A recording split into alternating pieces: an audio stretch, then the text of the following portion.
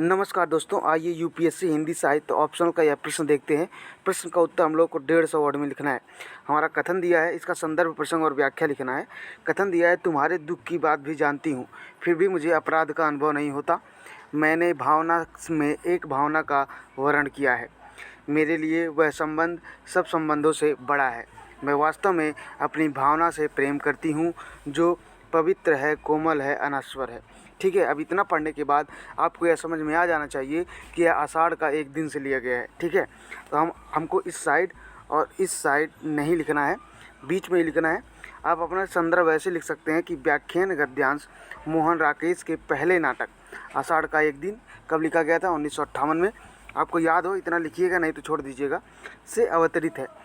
राकेश नाटकों के सरताज हैं, जिन्होंने रंगमंच को नाटक से जोड़ने का अद्भुत साहस किया है। अब हम प्रसंग लिखेंगे। प्रसंग में आप लिख सकते हैं, इन पंक्तियों में मल्लिका कालिदास को अपनी मन स्थिति बताती है। ठीक है, अब हम व्याख्या करेंगे। व्याख्या में कहते हैं कि मल्लिका कहती है कि वह कालिदास के दुख को जानती है, फिर भी उसे उसके निर्णय पर कोई ग्लानि नहीं है, कोई आत्मग्लानि नहीं है। उसने अपने अंतर मन की आवाज़ को सुनकर वह निर्णय लिया है जो बाकी सभी रिश्तों से बड़ा है। उसकी भावनाएं पवित्र व अनश्वर हैं, जिन पर कोई लांछन नहीं लगा सकता। ठीक है, अब इतना सब लिखने के बाद हमें भाव सौंदर्य भी लिखना पड़ता है ताकि उत्तर और प्रभावी बने। देखिए, आप भाव सौंदर्य लिख सकते हैं, भाव के पक्ष लिख सकते हैं। जैसे कि नंबर 1 पॉइंट आप लिखिए, मल्लिका का विलोम भी बेटी की माँ का बनना उस अप्रामाणिकता को दिखाता है जो कालिदास को कश्मीर का शासन संभालने के बाद मिली।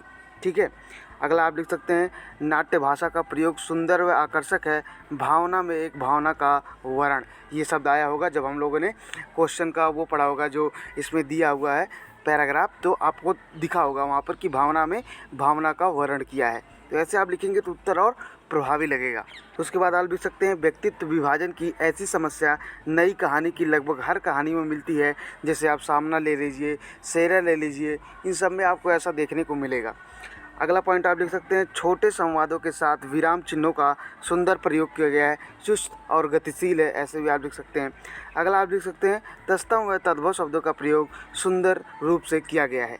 Thank you so much for watching this lecture. इसी तरह से आप भी संदर्भ प्रसंग व्याख्या कर सकते हैं और अच्छा नंबर हिंदी साहित्य में ला सकते हैं।